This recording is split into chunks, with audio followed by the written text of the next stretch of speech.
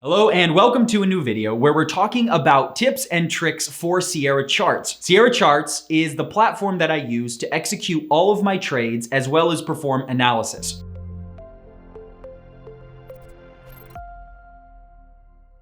In this video, I just want to walk you through some of the things that I've learned over the years while using this service. Things that if I knew in advance or that if I knew early on, it would have saved me a ton of time, a lot of frustration, and just a lot of energy. Sierra Charts is an extremely high quality, robust charting package that's professional grade, but it offers an insane amount of features. And navigating around, especially in the beginning, can be kind of burdensome.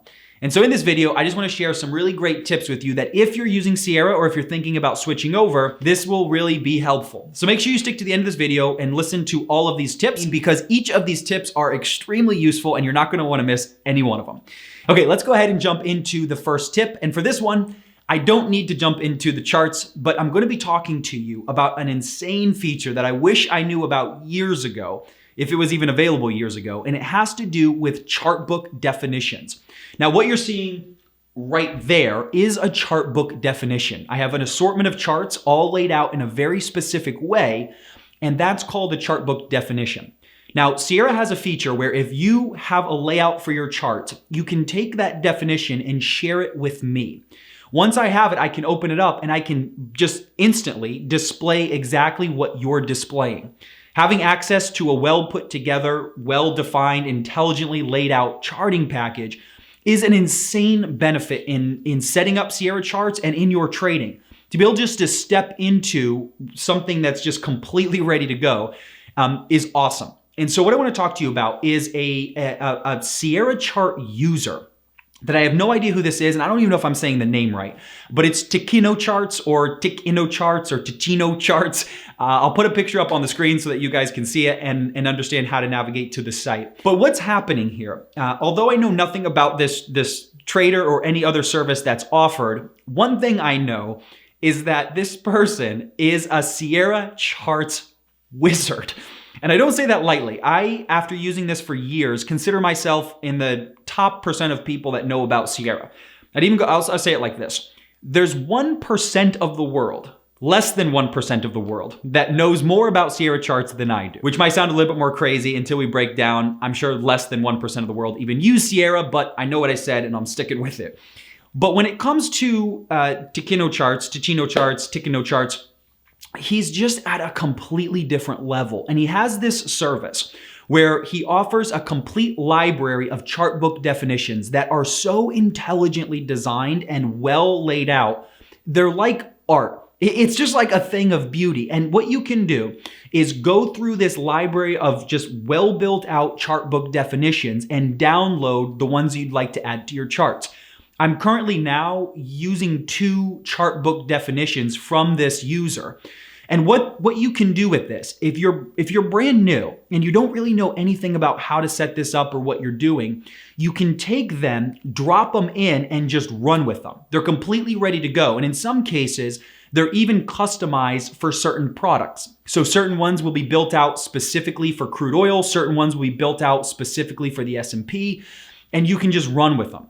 And then if you are more advanced with Sierra, and this is what I do, you can take one of these chart book definitions, peel out some of the things you don't want. You can adjust the settings of some of the things that you do want. But to make those adjustments to the skeleton that's already there is so much different than trying to recreate it from scratch. And I can tell you this, knowing a lot about Sierra, there's things that he does in these definitions that I would not be able to do. It's very far beyond my understanding of Sierra. It's at a different level. And if I had access to this, I wish I had access to this early on because it would have saved me an incredible amount of time trying to build things out. But then it also would have opened my eyes to a complete world of Sierra Charts that I didn't even know was possible. Things you could do that I had no idea they were even an option. Now, when I was introduced to him or when I stumbled across this, this was back on Patreon, is where he hosts his service. I believe he's moved off that now and he has his own site, or she has her own site, however this works. But what's going on here is the service used to be £2 a month for access to the full library. And now it's been raised to where it's £4 a month for access to this library. And to get access to this for £4 is so cheap. It's stupid. Like, it is stupid cheap. And if you're using Sierra charts, there's no reason to not at least go check this out. Because you can see on his site, there'll be a library that you can scroll through with images that show you what it is. And then if you find some chart book definitions you like, you can pay the fee, join, and then you can download them and just add them into your chart. So it's well worth the visit. I'm a huge fan of this user. I know nothing about their trading, nothing about the other things they offer. But when it comes to chart book definition, I respect the fact that these are so well put together, and I'm sure it took an insane amount of time and energy and effort, very thoughtfully created, sometimes recreating another feature that's offered from a different service. But at any rate, it's a thing of beauty, and I really respect the craft that goes into these things. You should go check it out yourself if you're using Sierra. It's worth a visit. Okay, now that we've done that, let's go ahead and jump into the charts for the next feature. Okay, now that we're inside the charts, the first thing I want to show you is also going to help with chart book definitions. If you're ever using a chart book definition from somebody else, a lot of times you'll populate it on your side, and the symbol might either be out of date, or it might not be the correct symbol for the data package you're using. Maybe the right product, but the wrong symbol. And so what you'd have to do at that point is go to each one of your charts, go into the settings, find the symbol, and then make that adjustment. And then if these aren't all linked together, you'd have to do that for each one of your charts. Now, on this one chart book, there's a lot of different charts here, and it's just a laborious process to have to go through and update each one. There's a fix for this. So if you're ever using a chart book definition from anybody, it populates on and it doesn't load, or it loads them and it's not the right symbol, or the symbol's already been expired, you need to roll them all over. Instead of doing it manually, you can go to Edit at the top of the screen, come down to Translate Symbols to Current Service. And once you press that button, it'll just readjust everything for you. It's a beautiful little feature, but I've spent a lot of time going through each one of my charts readjusting things. And if I would have known about that in advance, it's a push of a button. It populates everything. It'll make your life so much easier. Okay, this wasn't going to be the next feature, but let me just jump into this because it's just moved accordingly. And I'll talk to you about a tip where you can make the chart recenter in on the price.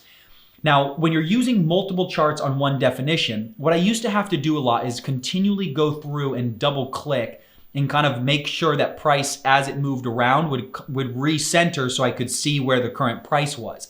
And it was a small thing, but I used to just constantly be doing that throughout the day, until I found that there was a feature where the scale will happen automatically for you and it'll bring it back to center. So if you're in your charts, you can right click on any of these right panes where the price is. If you right click on it and go to scale settings, there'll be a feature where you can constant range scale mode. You can go down to the very last one and it says recenter when the last bar exceeds a certain number of ticks from the center. It'll be 10 by default, but if you see in that top corner here, how that chart just moved, that's what's happening. So you can set that up for however you want. And then as price moves around for all your individual charts, it'll just keep recentering the price for you so you don't have to manually just keep doing it throughout the day. Another small thing, but it really made my life a lot easier once I found out about that. Okay, I got out of order because that wasn't supposed to be the next one, but it was kind of moving, so I thought that was a good time to capitalize. Oh, the next thing I will tell you guys about, this little tip is very nice, especially if you close Sierra every night. I used to, and I still pretty much do, save my charts and close out of Sierra every night, shut everything down, and then reopen it during the next day. And what I used to do is open up Sierra, and then all the different chart books that I use, I would just open them all individually. Now, there's a feature in here that if you go to Global Settings and then go to this first tab, General Settings, inside of that, there's a lot of options here, but go to General 1 tab, the very first tab, and then there'll be a feature where you can enable files to open on startup. So you want to enable this and then select the chart books that you use every day, add them to this list, apply it so it saves, and then press OK. Once that's enabled and that's loaded with the chart books you want, now every time you open up Sierra, it's automatically going to populate in order those chart books that you want. It's a super handy little feature that will just save you a ton of time day in and day out, especially if you close your chart books every day. You'll want to make sure that you just have those set up and ready to go for yourself. Okay, the next feature I want to talk to you guys about is setting up hotkeys. Now, hotkeys are something that you can customize for virtually every feature on Sierra. There's a ridiculous amount of combinations you can do. But if you're actively trading, there's a couple features that you should, in my opinion, have set up because it's going to save you a ton of time and energy. One of them is I do execute my trades right here on Sierra. And so for that feature, I have a hotkey set up where I can change the amount of contracts I'm using. I can erase any resting orders that I have in the book, and I can also flatten and cancel everything. So having those at my fingertips where I can do it very quickly gives me a competitive edge. If I had to, while actively managing a position, click multiple buttons to change my size or to click multiple tabs to eliminate orders that are resting, things would get bogged down and I would be making mistakes or things would slip through the cracks. But because they're just at my fingertips, I change the size, I erase things when I don't want them, and it really does give me a quicker, more competitive edge while we're trading day in and day out. If you're actively trading, especially executing through here, it would be very good to look into having that set up for yourself wherever's comfortable.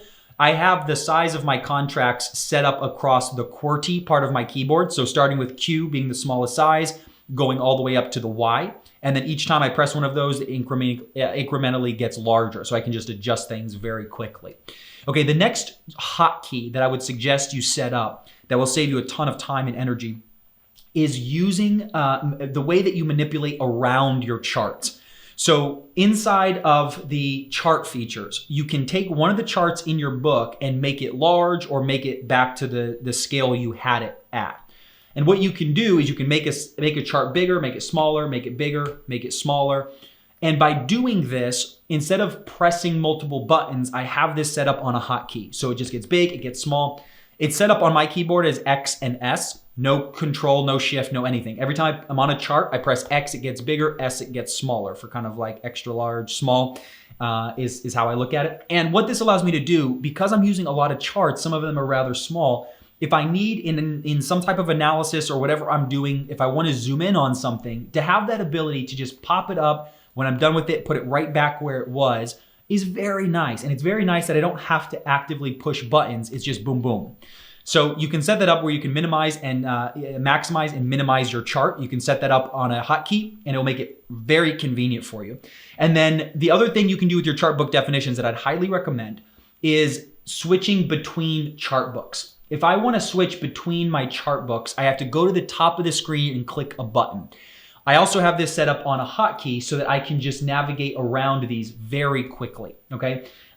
Through doing analysis and through keeping an eye on multiple things at a time, it's very nice. Instead of going from watching this and having to maybe do certain things, come all the way back, switch back to this chart book, I can just populate back over anything that I want, scroll very quickly, all right? So I have that set up as A and Z right next to the S and the X. So when I'm doing this, I can go from these things back and forth, as well as making these things large to small. And all of this happens very, very quickly for me. And then all of that's right below the way that I manage my sizing of positions and exiting out of things. Okay, so it's just all set up there very conveniently. But if you take the time to just set that up now, day in and day out, the things you do very repeatedly, just put a hotkey on it. And it's gonna make your preparations, it's gonna make your executions, all of it more efficient.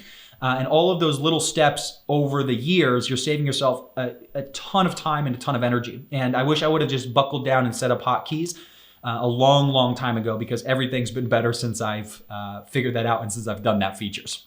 Okay, that's it everybody for this tip and trick video for Sierra Charts. I hope you enjoyed it. I hope you got something out of it. Now, in the comments, do a couple of things. Number one, if you have a tip or a trick that I did not cover, something that you've learned about Sierra that's been very helpful, throw that into the chat box. I'd love to hear what you guys are doing. I'd love to hear maybe some things that I don't even know about. And then additionally, if you liked this video and you'd like me to make additional ones like this in the future, just let me know, because there are a lot of things I know about Sierra that I didn't share in this video. But these are some ones that are either simple or are extremely time-saving if you set that up in the right way. Okay, so I hope you enjoyed this video. To all the regulars, let's hit the like button on the way out. If this is your first time on the channel, and especially if you've made it all the way to the end, big thank you for spending your time here, and I hope you got something out of the video. Hit the subscribe button so you don't miss any of our future uploads.